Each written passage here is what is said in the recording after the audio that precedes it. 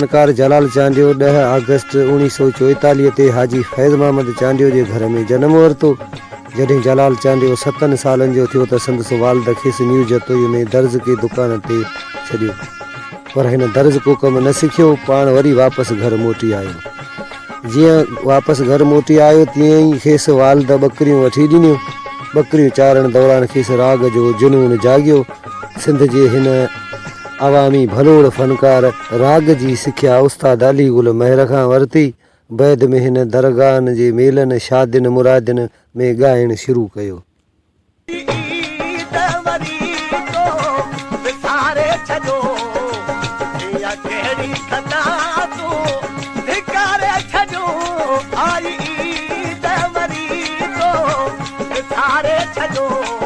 जलाल चांडियो खे मथे ते टोपी हथनि में यकतारो ॾिसी अलाए केतिरनि फनकारनि टोपियूं पाए ॻाइणु शुरू कयो।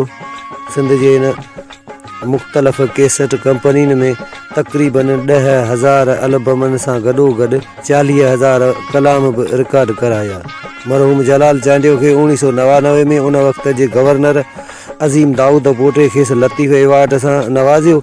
हिन सचल ऐं कलंदर जे एवार्ड समेत केतिरा ई एवार्ड पुरमाणिया।